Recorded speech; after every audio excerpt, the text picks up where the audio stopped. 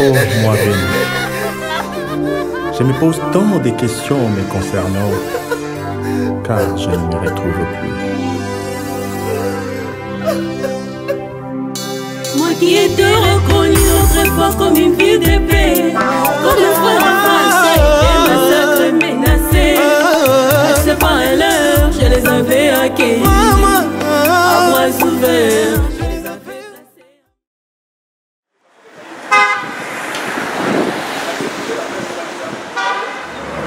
Chers amis téléspectateurs, là vous voyez la Ligue des pasteurs et puis quelques observateurs qui vont là pour prendre les urnes et les cartes des électeurs.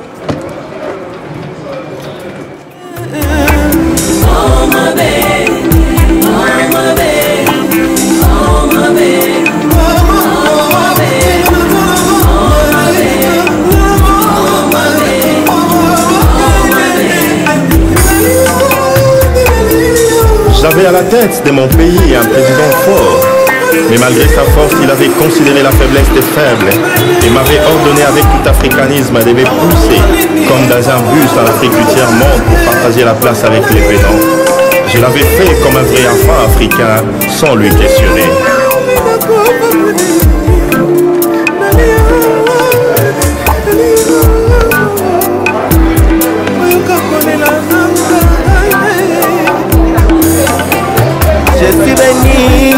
Je suis béni, Congo voilà na bitoko.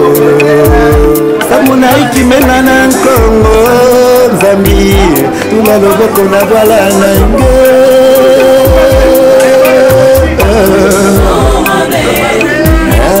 Etumele makuimba na bakula, pourquoi le sang na Congo? Nayoka barishase na Congo, nayoka barishase na mboka na yo. Kadiama bakrive bawole na mboka na lo na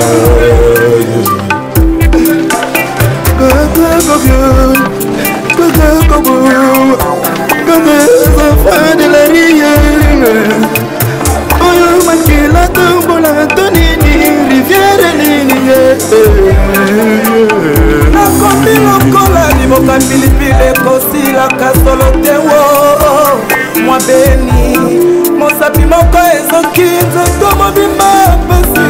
Mosupusela somona lelo sepona nakisaki bolingo. Mwa beni mwa beni.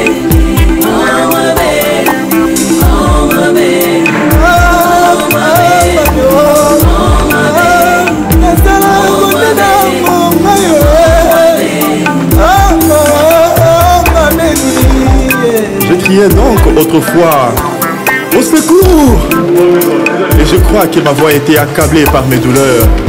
Je crie aujourd'hui à double voix, celle de mes peines et du cœur qui est blessé mais ne veut pas céder. Au secours! Au secours! Quelqu'un entend-il ma voix? Où est donc l'ONU? L'Union africaine? L'Union européenne? Où sont donc le pays de l'Orient? Alors que j'écris avec mon dernier souffle dans tous les coins du monde, je crois à l'aide rapide.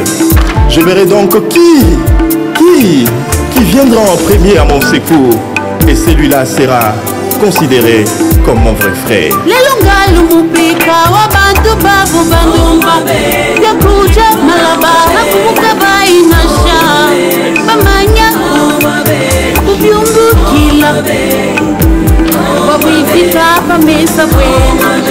Nimepoteza uaminifu kweli, zamani na nguvu zangu, lakini sitapoteshaka utambulisho zangu. Nashimamia pale, oh mimi Beni, nalia, minalia.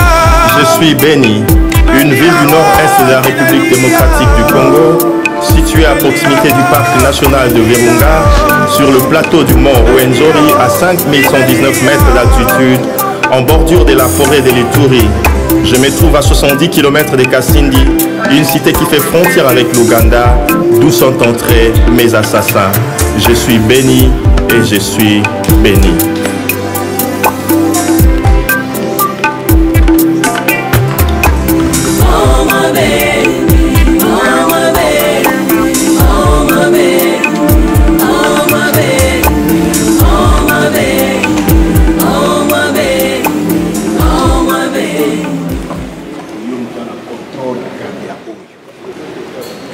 Total 5 000.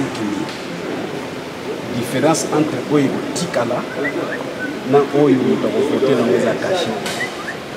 Comme on a dit là, ce qu'il y a, Awa, suit. Avant de ça, il faut l'air de compter, il faut vérifier caché. On a tiré il y a sachet. Donc, ils ont utilisé caché paid. On n'a pas eu le temps pour ça de voter. Donc, Bazuyango, a retiré les colons mototé. A tiré les colons à ban, nous présentons la liberté naïe, accroché candidat naïe à Zuyango librement. Donc, procédure réservée à la presse. Ok. Parce que lui doit s'occuper d'un observateur. Non, l'observateur n'y a pas c'est là dans bis. Sorry papa. Sorry papa. Monto a s'occuper na bilo sokoye on se présenter vous a observé la nini apesio makaro on va passer on a province on a porté la rapport on va se plus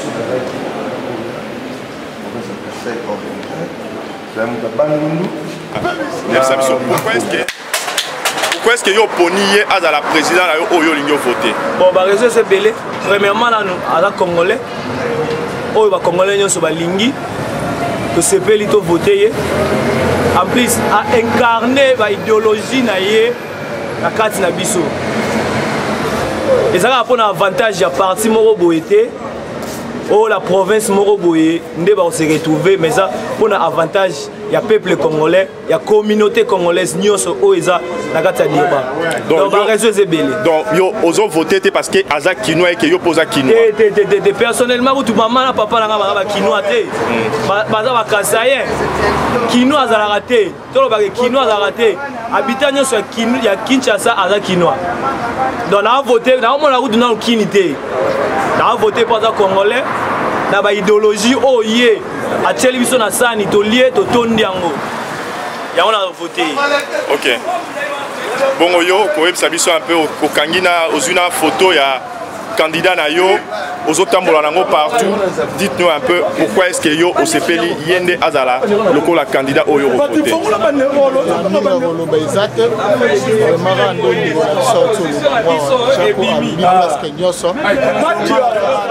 Il a complété parce que Azam Moutoua a bali support le loté. Azam Moutoua a sali support sa mambele biso congolais nyoso toyebi zelo comme vote pour toute fois bande on a so bazara la mo ba ignorance belé ko innover ma susu ko za vote maintenant la repesa ba conseil les vrais candidats au ba voter élection oyo pour la biso Congo mobimba tant tozo ba Congo mobimba parce que Congo eza pour la ba congolais nyoso eza limité quelque part o ya zabo eza par rapport ya ba fiti banguna o basala ke makambo eza la bongo to voter yo to po to moni eza mutu oyo a soutenir comité congolais pour que donc il y a un mini nazali na vraiment bon voter candidat za moko papier depuis yo ozalaka déjà muta papier to ya banda kala est-ce que vous voté parce que ada pire mutuna yo pire vie na yo ya banda kala bobetaka masolo est-ce que vous avez une raison moko particulière o yo zo voter papier yo to na loba mingi na lemba to comme ce qu'on a souka na olobate na oloba lobi tango après réponse pour ande boyoka depuis des chaînes si côté lobika bimasu ki bebe mo na loka yote yo na lobi na yo bakolo pouvoir balimba so pouvoir la bango amen balembi ke o boye lelo basi ba décider makambo ezonga na place ezalaka yango nomoni ba retirer yango par force lelo eza mabe lokutana bango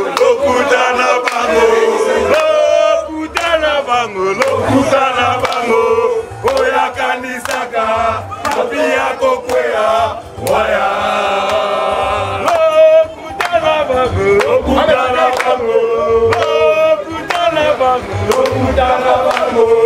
oya kanisaka abia kokwea waya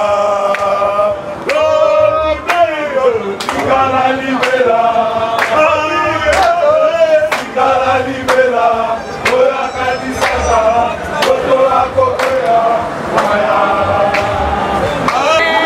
Papa, au final, nous sommes tous en train de battre notre papa.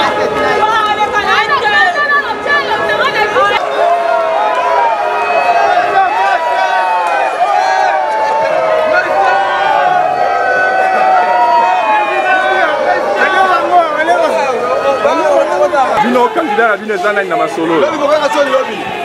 Candidat na yo ezana. Biso tozo prier. Denis. Ok, problème ezate. Yo siko est-ce que beaucoup peut savoir sur la raison la bino o bomoni que Denis faza la candidat au bino bokona.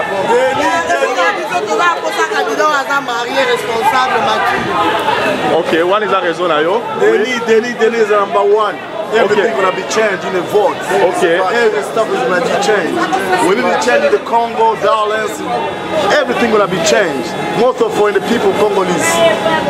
Pourquoi est-ce que vous choisissez Pourquoi vous choisissez Denis? Quelles sont les qualités qui vous attirent pour que vous choisissez Denis comme votre candidat? Il a beaucoup de qualités. Il est calme, il comprend tout le monde, il parle, il est ouvert. Il faut qu'il soit le président. Quand vous parlez de maturité, qu'est-ce que vous voyez? Je vois tout. Comment organiser les gens, comment se comporter devant la société, c'est tout. Donc Denis se comporte bien devant la société. Il y a des caractères là qu'on peut voir sur quelqu'un voilà. Pour diriger la communauté. Oui. N'est-ce pas ça? C'est pas parce qu'il y a de l'élection que tu peux venir te montrer que tu es sage. N'est-ce pas ça? Par exemple, quand il y a longtemps là, on faisait des cotisations, on voit les noms jeunes des cas ici. Il y a des gens qui participent. Denis participait avant qu'ils se posent président. Voilà. Mais l'autre là, je n'ai jamais vu son nom dans mon pays. Alors, il faut voir tout ça. Mais n'est-ce pas que Bakaé, quand on les marathons, il y a de quoi? Il y a des problèmes qui arrivent dans la société, il n'y a pas une seule liste qui circule. Non, il y a une seule liste qui circule ici. Même celui qui veut entre de collecter, les cas viennent ici. On voit les noms. Alors, ok, voilà, c'est pourquoi vous choisissez Denis Mbacha. Il est quand même mature de la maturité. Ok, merci. Oh, le voter Nani na makambo. Mais ça biso ba raison na yo oh, il faut voter Denis. Parce que Denis a ça simple après si va donner son bonjour, ça na monter ma mais un de voter Denis. Ok.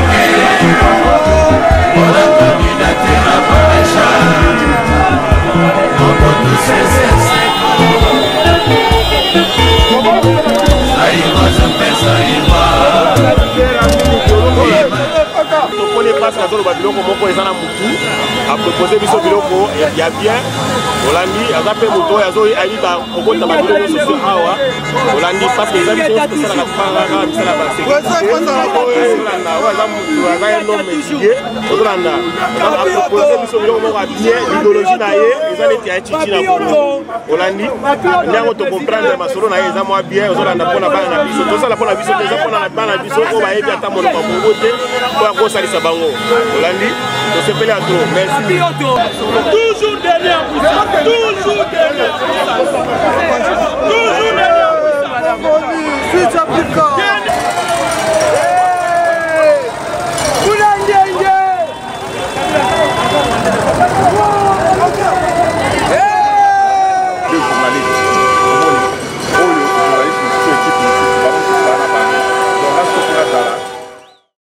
Bonsoir chers amis téléspectateurs et comme vous voyez que nous sommes ici là où se déroulent les élections les élections donc par lesquelles on est venu pour voir un peu qui sera sorti, qui sera élu comme le candidat que les gens vont reconnaître dans la communauté congolaise des Durban, mais pas des Durban je dirais, mais la communauté congolaise de KwaZulu-Natal, parce que là on écrivait toujours que non, quand on publiait que non, voilà, donc on était comme si centré à Durban, mais ce n'est pas du tout Durban, mais ça sera le président de la communauté congolaise de KwaZulu-Natal. Et voilà donc les tensions sont un peu tendues ici, là où les gens sont en train vraiment donc sont en train de se battre pour voir qui est-ce qui pourra être les candidats qu'ils vont élire, qui est-ce qui pourra sortir, parce que tout le monde veut que son candidat puisse sortir. Voilà, c'est par là que nous sommes, et comme vous voyez là, donc ils ont vraiment mabé makasi parce que tout vraiment donc mutuna mutu aye wana donc balingi ko mutalinga tikala simazate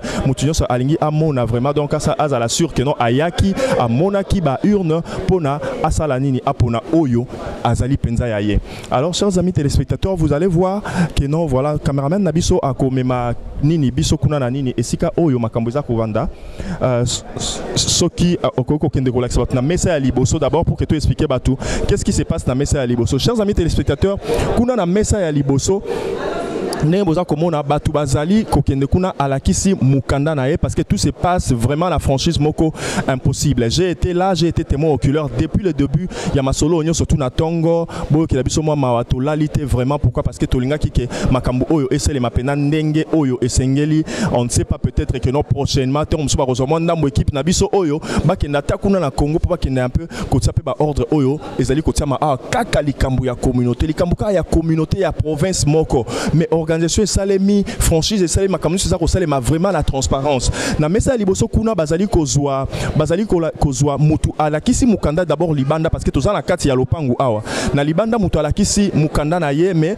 et soki kuna te parce que soki aeli su na ba mesa o boza komona awa il faut alakisa su mukanda pour na ko prouver na ba oyo nyonso to baza ba observateur que ya solo azali penda mwana ya mboka. Alors soko longwe kuna na mesa ya liboso nde to koleka ba mesa oyo nyonso to baza ko jouer rôle moko baza sala musala moko nde kolongwa kuna toye koya kotoyo na mesa oyo ya mibale parce que kuna mutazole kaka na mesa moko nde koya awa na mesa oyo kotoyo kuna ezanini ezali ba expliquer mutu ndenge nini azali ko voter nde na sima ya ko expliquer ba ko beta caché ndenge bokomona wana akobeta caché fo arolakisa biso ndenge bazobeta caché na carte nyonso surtout parce que tant to ba rosala ba compte ko banda rosala to ba banda ko compter ba nini ba carte nyonso surtout oyo bato bazali ko voter nango, donc caché wana nde mutu ezolakisa que non voilà eza parmi ba carte oyo mutu ako voter. Donc na sima ya ko beta caché ba ko expliquer mutu que na kati ya carte wana ezali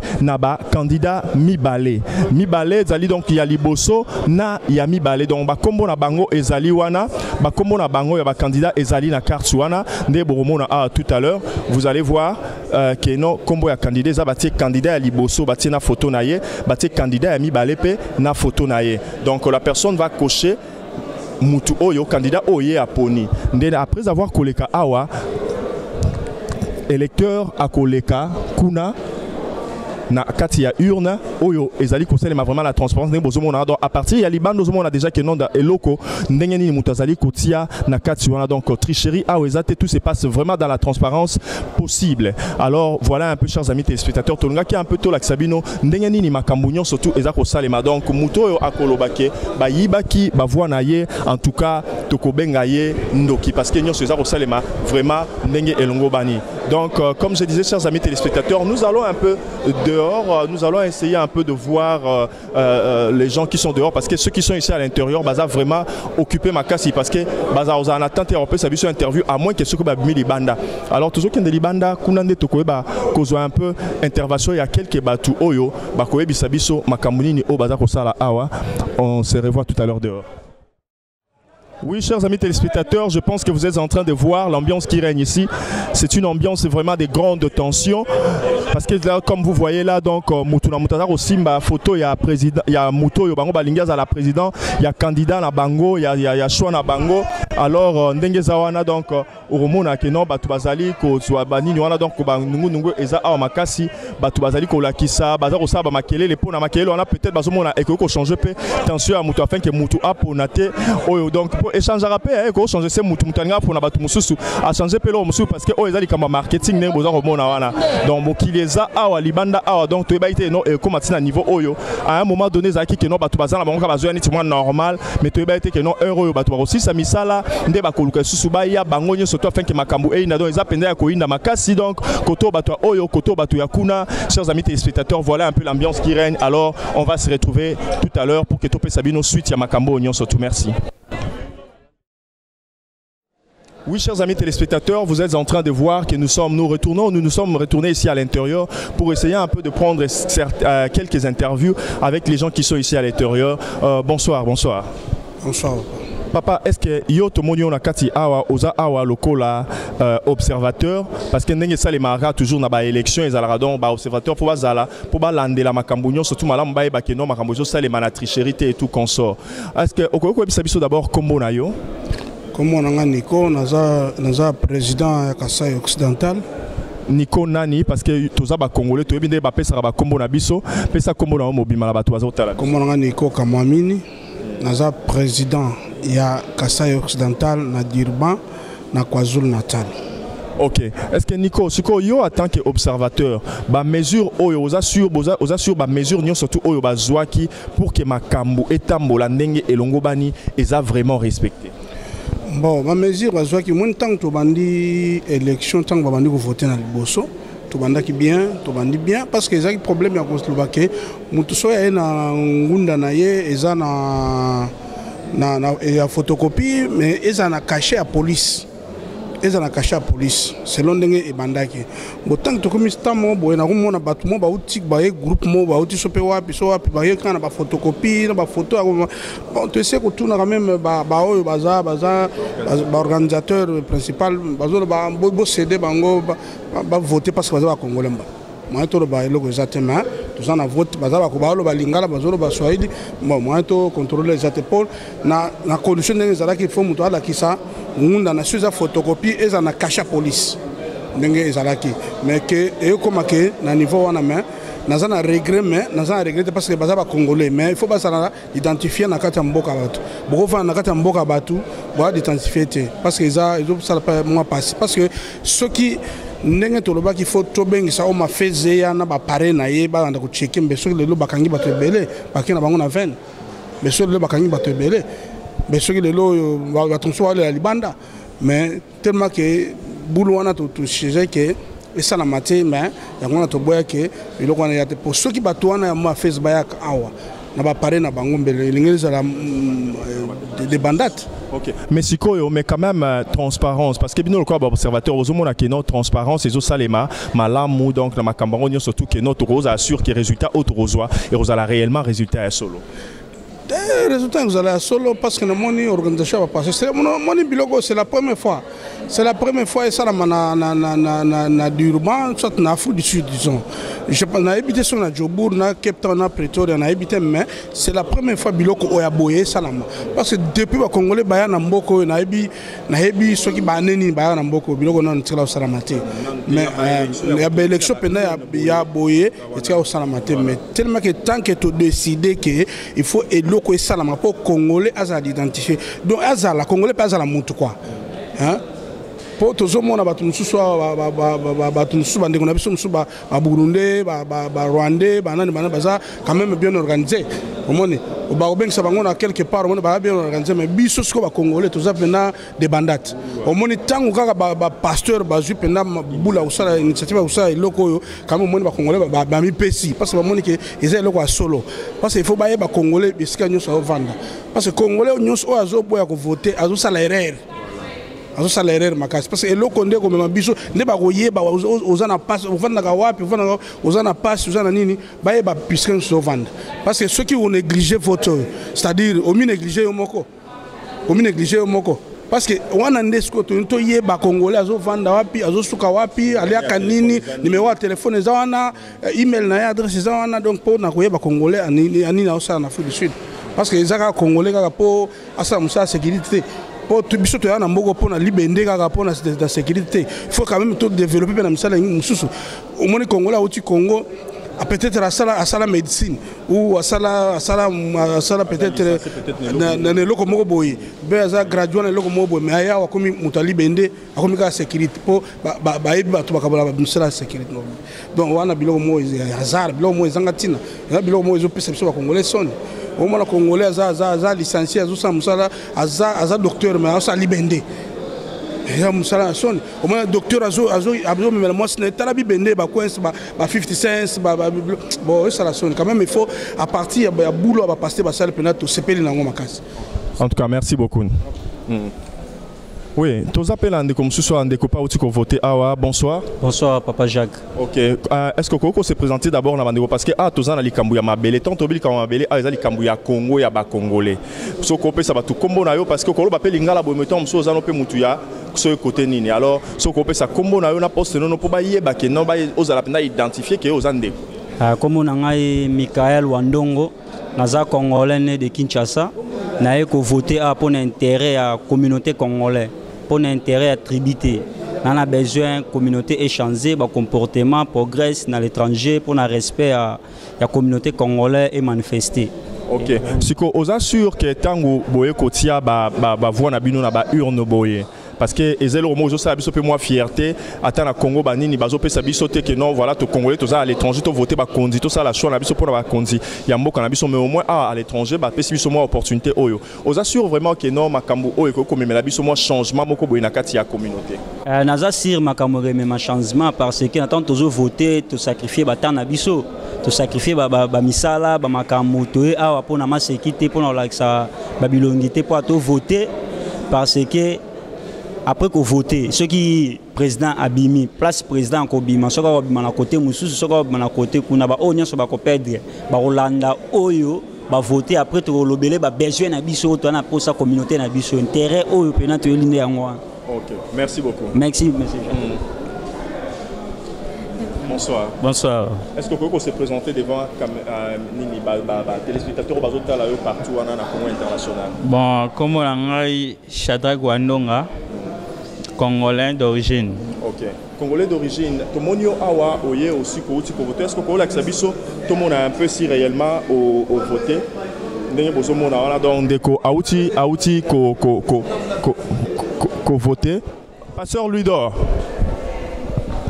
Bonsoir papa. Passeur Ludor, ce qui occupe un peu, excusez biso, bah relax biso que nous tous en déco na bilili parce que aye ko voté 2 fois. Mais si tant que tous l'andelaye, tous on dirait que non, les cambo est une investigation. Alors au moment où il s'appuie oyo, il est moi ko expliquer. Oui, donc ils ont des artifices, mais donc ils ont naturel, donc ils ont des nabotamana. Puisque to landele en malam tous on a que ezapé naturel. Donc ekotati na kati, ozomona, ezati na nzoto poso même aweza makasi. Donc il n'a pas encore voté. Il n'a pas voté, il devrait voter. Donc, Sikoyo. Nous sommes en naturel.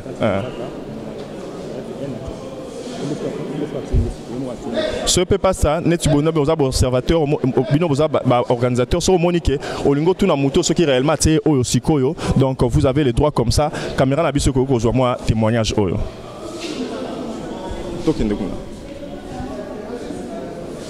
Ok. Attendez, arrêtez un peu, je fais la vérification. Ok, ça va, merci. Oui, oui, chers amis téléspectateurs, vraiment, en tout cas, tous on un peu couvrir pour Nabino événement où vraiment malade ou mingi koleka. Donc c'est comme si ndeko na zana raison mais to pe sabino suite tout à l'heure. Zela pardon ndeko nasi sanan ndeko abanda to kataki pour na likambo yo na rozongela yo. Oui, chers amis téléspectateurs, bo limbi sabiso un peu parce que Moussa na biso zala couvrir réellement événement. Alors wan les alaki kamoro boisa kamoro particulier. Alors il fallait qu'on landelango pour que parce que na makambo to le que notre ligne nyonso c'est la transparence, vous avez besoin ba tout ba ya koyiba. Alors c'est comme si Tinde quoi la raison mais tu as suite tout à l'heure. Oui, Shadrack Wandonga. Yebisa biso un peu tout monio awa oyoko voter. Tu mandé ko senga wala sabiso oui réellement au voter. Alors yebisa biso un peu et loro nini yozo zelela na candidat oyo yo outi ko pona abima président ya communauté na biso. Ozo zelela ye nini? Bon, tout d'abord na voter non pour un sentiment pour un mututé pour un unité.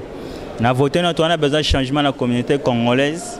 Pour tout le monde là nigérien bazana la communauté na bango chaque fois bazana ba réunion tout le temps ndé bazo tambola biso bena ba congolais pena séparation pena bolingo ya été. Voilà. Ya on pena on a tout d'abord union fait la force.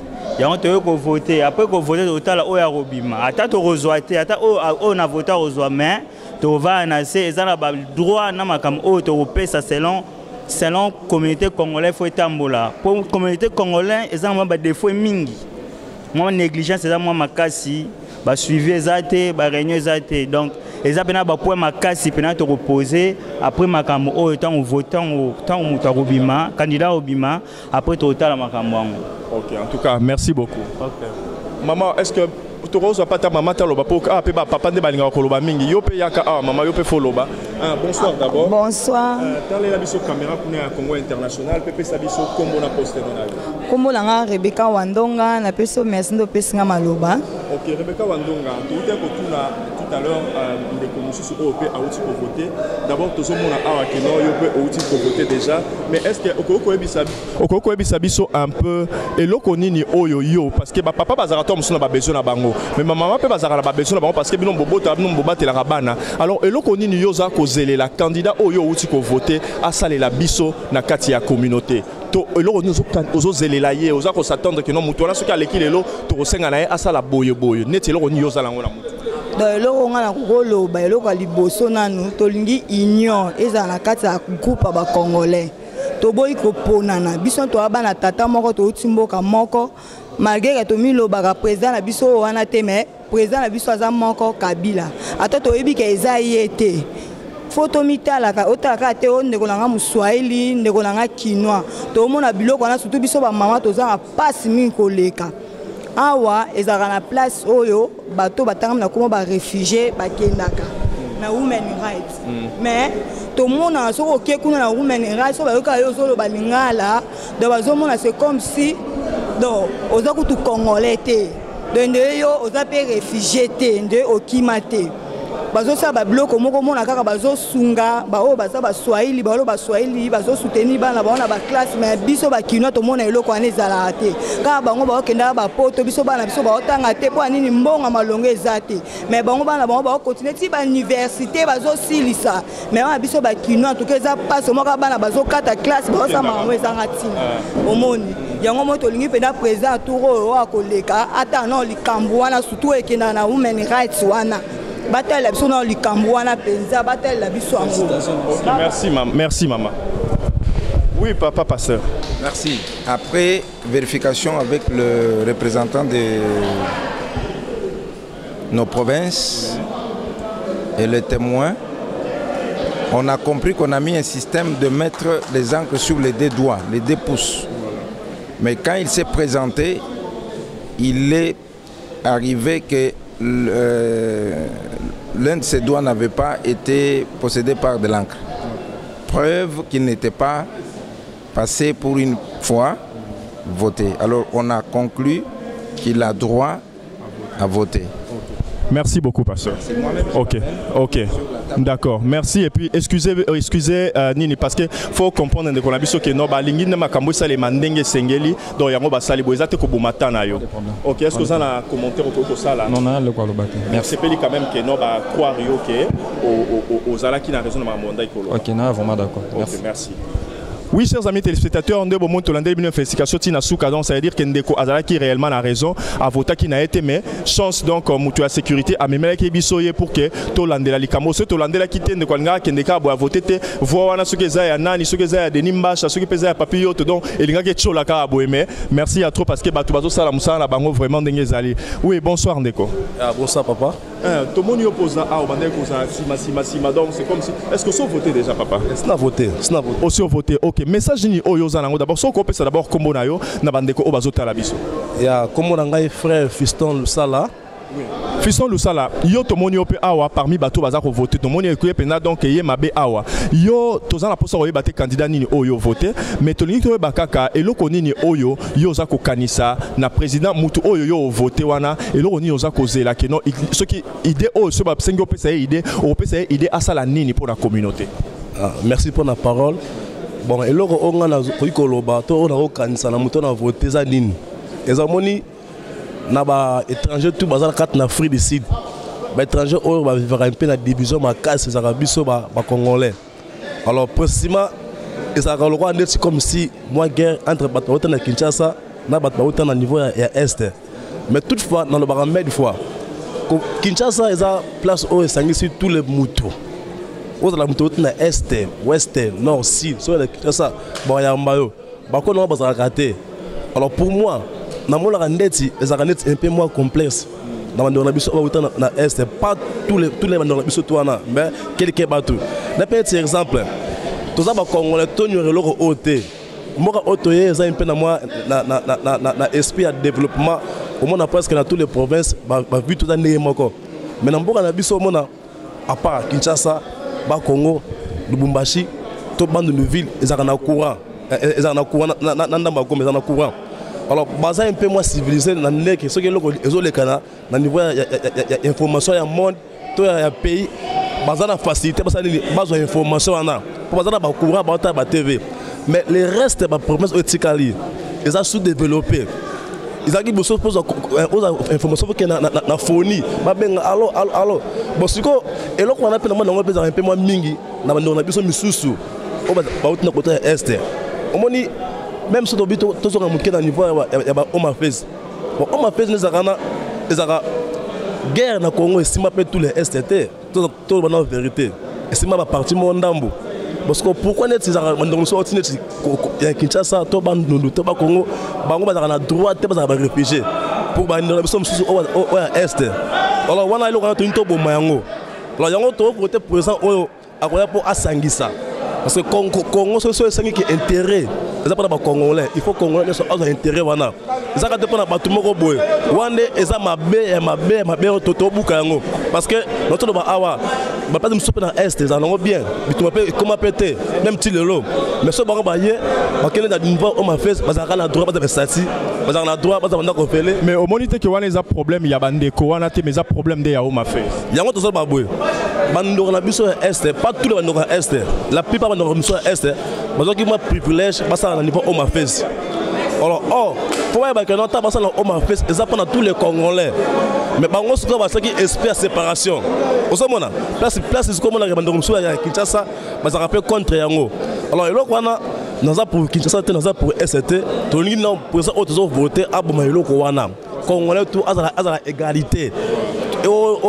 C'est maman mangala non. Tout ça na papa moko, maman moko. Si il a les choses à en parler en famille, faut tout le belango. Abiso tout. Donc on le bosso to mona ngwana donc ça unité.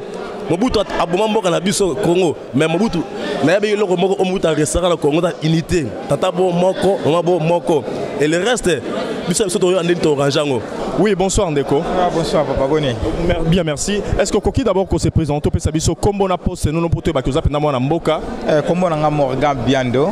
Morgan Biando, tous en latin à quoi candidat ni oyo voté, mais tolingi ka toyeba et le connu oza kozelela to ce qui président oyo azali kobima. Ce qui a tout ni peut-être na Morgan Biando, na sala peut-être ni na bundela likambo ni pour la communauté yo koyebisa eni. Makambo ezebele il faut abundela na communauté na biso. Ezali tozana ba problème o ezali kino eza kotala home affairs ezana kati eza kotala kokabwani ya ba kinoa soit disant ba soit na ba swahili disons. Il faut atala likambwani ko réunir peuple congolais en disant peuple congolais en commun. O eza kino izo ki pete mu swahili mu luba mu Congo biso toza ba peuple congolais en étranger na dirba. O likambo faut atalela yango. OK, en tout cas merci à trop. Merci. Vous allez comme ça, vous avez la bande de Guazo Talabiso. Ah bon, il comme na ko bana minute. Na moni un peu louche na ba selon ba place na do poster. Ba lo ba ka Swahili, ngalo ba Swahili te mais mutinyo sona ke liboso ni azo bilanga ka Swahili. Comme si ba notre baza mu pandi à Swahili. Oh notre baza sur les plans au bazo voter. Comme si baza seulement ba Swahili, ba ka Swahili. na komi kuna mutele bosalo belinga Swahili ya mi bala ngana yabi Swahili mais bon balo baka tendance na Swahili na komona ke no organisation de l'équipe bien té. Ok, ça va, merci beaucoup. Voilà total yango. Oui, chers amis téléspectateurs, na suite aux point mususu, toroye bandeni torobongisa yango na mikolo o ezali koya. Mais pour le moment, toza awa banini tolingi to solo lapé moi mukie na papa pasteur awa. OK. Papa pasteur, limbisa biso papa, toza juste na besoin à 1 minute awa. Chers amis téléspectateurs, soyez un peu patients parce que nous devons vraiment faire ceci. C'est très important. Et là, on de quoi soulever. Papa, est-ce que Nabi Kozaramaka Simingi, mais ceux qui au Vanda Toto Telema, donc ça dépend de pour to respecter. Ok. Pour Namoni Bozala qui a depuis temps donc Oza Kolemba. Oui, bonsoir papa pasteur. Chers amis téléspectateurs, tous en posé à présenter pasteur tout le monde au Yazar Nabiso a peut-être ba o pour na ba o bazo Nabiso na limikili ya poto tope kuna na mboka. Ça c'est le pasteur Benjamin Lukola au Yazali nani ya pasteur ya église Faith Ministries awa na Durban. Alors papa to uti kozwa avato kenon na ba question mususu na uti kozwa ndeko wana tout à l'heure alobi kenon eloko oyo asengi bon pour na moment oyo c'est salami mais prochainement il faut pas revoir yango alobi aleki na kiti ya liboso bato bavandi o bazo yamba batu bazolo banaye na Swahili aleki na yami bala aleki na omis bazolo banaye kaka na Swahili alors que ye ayebi Swahili te organisation yango côté wana bosala ki yango ndenge nini. Je pense que nakoki ko rectifier mbala moko pour ceux qui nazui pasteur Cyril ndenga vandi wana zomona ye wala di jaune wana aza alobaka Swahili aza mutu lingala soko zui oya landi pasteur Cyril aza mutu lingala ba liboso Swahili lingala pasteur oyo yazocha ancre aza mutu lingala pasteur oyo aza mutu Swahili on avait balancé la chose donc puis c'est peut-être à côté de la table moko mais ezate ke bango nyonso te. OK, ça va. Alors vous pouvez aller vérifier OK kuna tuna yata na lingala. Okay. Oui, chers amis téléspectateurs, tous ça là tout à l'heure parce que tout comme ça la journalisme et investigation ndebo uti comment tout ça là tout à l'heure. Alors papa pasteur tout mona qui franchise et salema qui donc tout mona qui m'a ramené ce c'est la franchise pe na transparence ndenge vraiment esengeli. Alors tolingi un peu tout nabino eza na eloko nini oyo bino bozali bino ligue pastorale eloko nini oyo boza komona oyo likanisi oyo bino boza koya nango pour que bokabola parce que nayebi ke bino boza bato penda boza ko traîner masse mingi derrière bino. Alors likanisi nini oyo bino boza nango boza kozela bo partager yango na candidat oyo akozala élu pour que a appliquer yango na kati ya communauté congolaise. OK, merci. Muto ako gagner le même message toujours pesa bango nyonso. Tozolo bela bango à côté. Le premier message ezali va rassembler la communauté. Deuxième message ezali ba même biso na niveau ya communauté moko organisée de façon que ezalakate ba premier ba congolais mutu na mutazolo ka résoudre ngo na ndenge na ye na côté na ye mais toye ba ko résoudre ngo comme une communauté qui est bien structurée, qui est bien représentée. Bino presse ezali, bao bazolandela makamba betidian bazali, bao bazolandela makamba ba social bazali, bao bazolandela makamba ya bopito, ba problème nyonso tozaka nango na kati ya ville awa. À la place ezala que le pasteur Benjamin se présente lui-même, on lui posera la question qui es-tu? Ba biso bango pasteur ya Faith Ministry. Ba biso que non tu ne peux pas parler au nom de la communauté pour aux pasteurs de la Faith Ministry. Mais la personne qui va gagner ici, il parlera au nom de la communauté. Aza élu, na ba image nyonso et tous ça même na une église, il y a ba sud-africain et le pasteur titulaire de cette église, c'est un parlementaire, il y a KwaZulu-Natal. Il y a parlement à KwaZulu-Natal. Donc c'est déjà une bonne chose. Il a même donné en tout cas l'impression bien en tout cas à Sepeli et il nous a donné cette place gratuitement. Gratuitement sans frais de façon que tant tu expliquais que les communautés à organiser, représenter, ni tout comme ça. Alors c'est pas un problème. Il y a utiliser place. Donc c'est un peu dans ce sens-là. La première des choses est vraiment cette unité-là de la communauté. Monika Randenge Muto, le Benengine Liboso, à l'obiko, Mesa Wana, Swahili, Mesa Oyo, Namoni Lingalate, Bilo Kwanezo Salabiso Boy. Or, si il va nous rassembler, ça sera déjà une première réussite.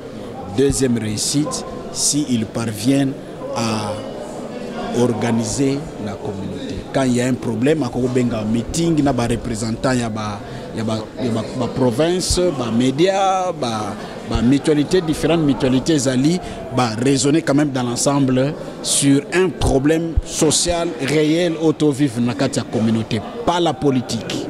Pas la politique pour eux, non.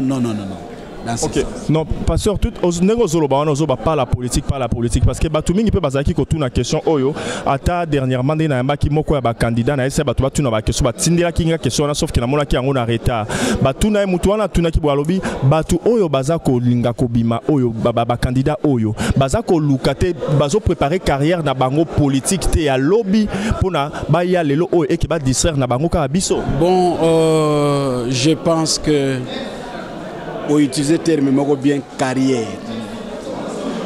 Ce qui va voter, a voter le président ou bien représentant des Congolais à KwaZulu-Natal pour défendre les intérêts. Je pense que ce qui Moutouana un jour a travaillé bien et qu'à Monique un jour a une ambition. On ne peut pas aller sur le demain. Voilà. Ce qui nous concerne aujourd'hui, c'est le aujourd'hui, c'est le présent. Voilà. Donc ce qui nous donne à servir, à Salinini, on parle toujours de CV des gens. Il a été président de l'équipe, il a été président de médias, il a été un CV à Moutou. Donc on ne peut pas, limiter la personne. Oui, merci. Mais ce qui nous intéresse est que notre mandat est à servir la communauté. Ok, à servir la communauté, oui, pasteur, ça c'est une très bonne chose. Mais observateurs, vous avez mentionné tout à l'heure, ils vont continuer à faire leur travail d'observateur jusqu'après l'élection. Ils vont continuer à travailler comme observateurs avec les candidats qui seront élus. Les observateurs que vous voyez, en réalité, ils ne sont pas des observateurs qu'on a ramassés à la rue. Ce sont des gens qui ont travaillé, ce sont eux qui ont travaillé la Constitution pendant plus de 6 mois. Donc ce ne sont pas des gens qu'on a pris de par-ci par-là pour dire que vous êtes observateurs. Non, ils ont travaillé la Constitution, ils ont été mandatés par les provinces. Donc ils ont déjà leurs organisations provinciales. Et chaque organisation, on avait demandé à ce qu'ils puissent mandater 2 personnes. Et évidemment, il y a eu changement, comme il y a l'affaire de voyage, il y a des gens qui ont commencé, et puis il a voyagé, et on a changé les gens, ça nous a causé aussi un peu de tort, mais on a fini quand même par réussir. Selon le travail qu'ils ont fait, ils vont travailler avec les élus. Ils vont travailler avec les élus, parce que notre travail, en tant que pasteur, se limite aujourd'hui. Dès que nous avons la publication et officiellement nous allons faire l'inauguration et nous passons le bâton de commandement au candidat élu et c'est au candidat élu maintenant, c'est lui qui va commencer à convoquer les comités, les réunions et tout ça. Nous maintenant, on serait comme seulement les sages en cas de consultation. S'il y a une crise, ils ont besoin de conseils, ils vont nous consulter. Donc c'est pratiquement comme ça. Nous vous remercions, pasteur. No, you're welcome. Les investigations sur ndeko na biso o autel koloba tout à l'heure qui a l'équipe ba messagnon surtout kaka bato ya swali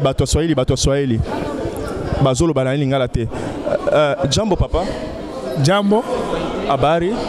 Bazima. Uko mtu wa wapi baba? Mimi niko mtu wa Kinshasa. Mtu wa Kinshasa. Donc pasteur papa donc koloba lingala. Ya papa Ogi. Papa Ogi hein? Naloba Lingala, naloba Swahili, naloba Kikongo, naloba Chilumba parce que na Congolais. OK.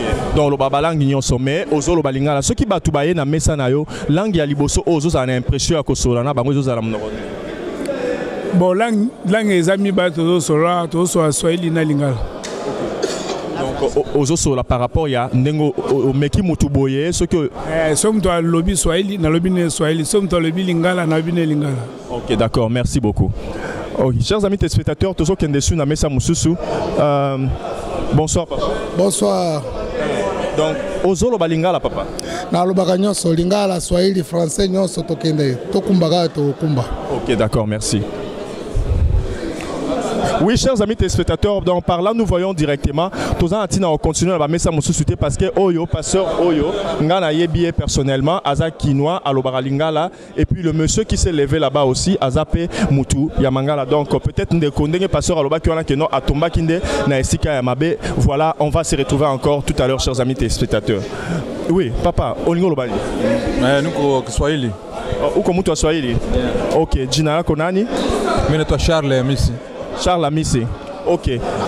En tout cas, initiative yenye banafanya ni mzuri sana tena sana pour que Congolais naye ajisikie kama iko na représentant wake quand même à mon pays étranger, en particulier hapa Durban. Nafurahi sana na vitu venye banaorganize ni vya mzuri na ndafurahi nisikie tu bilipita mzuri bila problème kusikwe na mwenye benye balipostile ku candidature mwenye aliéchoué na mwenye aliresi bote baziko wakura ke bote ni batu bamoya quand même. Okay. Yeah. D'accord, merci beaucoup.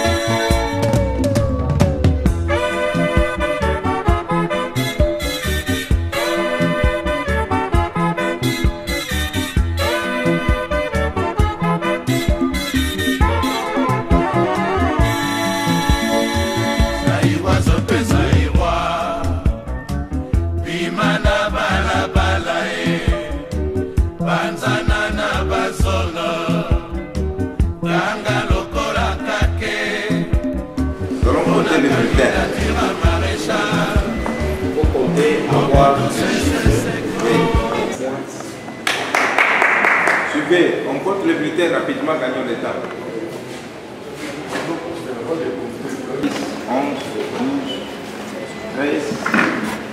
Chers amis téléspectateurs, comme vous voyez, nous sommes tous fatigués parce que nous étions là depuis que les choses ont commencé et maintenant nous arrivons vraiment au terme de toutes choses. Nous arrivons à la fin de toutes choses et on est en train de compter déjà les résultats et bientôt on aura les résultats finaux comme vous voyez dans notre boîte ici. Donc nous voyons déjà que non, ça nous montre déjà que non, voilà, nous ne voyons encore rien dit. Nous vous laissons un peu comme ça dans les suspens, bien que nous voyons déjà que non, voilà, l'équilibre est exactement les solos ou autres copies pouvaient être, mais jusque là, tout s'éteint encore parce que bientôt on va vous lancer les derniers résultats qui sera publié et puis nous verrons qui est réellement les candidats élus, qui est aimé par le peuple, qui est aimé par la communauté congolaise et nous allons vous dire ça tout à l'heure. Mais pour le moment, nous vous laissons encore dans le suspense parce que nous sommes en train de compter pour essayer et pour seulement essayer de dire que non, voilà, tel nombre des électeurs et puis tel a ces nombres d'électeurs.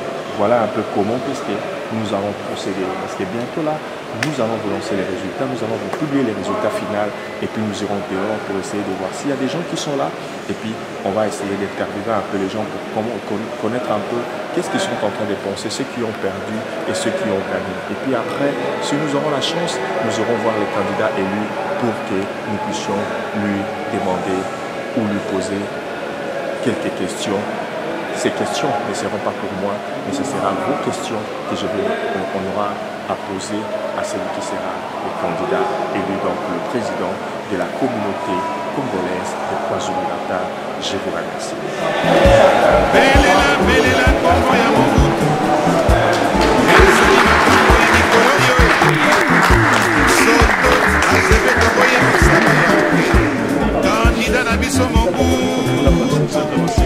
Journaliste bokoma bobuka babikata bafingi journaliste bokoma bobuka babikata bafingi journaliste bokoma bobuka babikata bafingi journaliste bokoma bobuka babikata bafingi journaliste bokoma bobuka.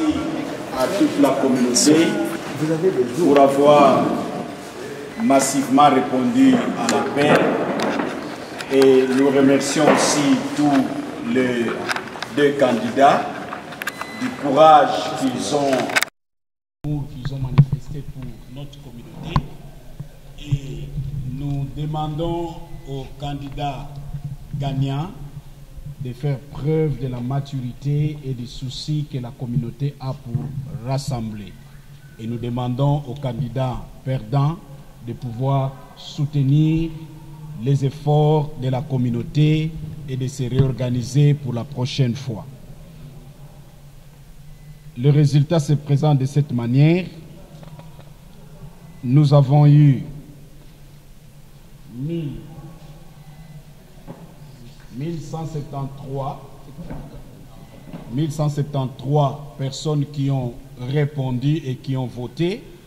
Et sur ces 1173, 327 ont voté pour le candidat Yoto et 2 personnes ont voté pour l'abstention et 845 ont voté pour le candidat Denis Mbacha. Et nous déclarons Denis Mbacha le président officiel de la communauté congolaise de Birba. Merci. Chers amis téléspectateurs, nous sommes là, voilà l'ambiance avec laquelle nous terminons ces élections aujourd'hui ici dans l'église Etequini Community Church ici à Durban sur l'avenue Smith Street. Alors nous avons reconnu officiellement M. Denis Mbacha comme le président de la communauté congolaise de KwaZulu-Natal et ici avec moi sur le plateau, pardon j'ai dit sur le plateau, oui ici avec moi sur le plateau donc j'ai le pasteur Ogi Kamanga qui était aussi dans la Ligue des pasteurs qui ont organisé ces élections, qui ont conduit, qui se sont battus jusqu'à ce que ces élections aient eu lieu aujourd'hui. Pasteur Ogi Kamanga, quel est le sentiment que vous éprouvez? Merci beaucoup, monsieur le journaliste, pour avoir m'accordé la parole. C'est toute la communauté qui est très, très content parce que on s'est demandé qui sera notre président. Parce que la communauté sans le président, ce n'est pas la communauté bien organisée. Pour le moment, nous venons de passer aux élections libre et transparent. Les Congolais ont choisi les présidents en personne de Papa Denis Mbacha, qui a gagné avec 845 voix par rapport à son challenge qui a échoué avec 327. Et de bonnes choses. Maintenant, nous sommes très contents. La communauté congolaise a eu son président élu officiellement et démocratiquement sur le voie des urnes. Merci beaucoup et à vous aussi pour le travail que vous avez abattu. Que Dieu vous bénisse. Merci beaucoup.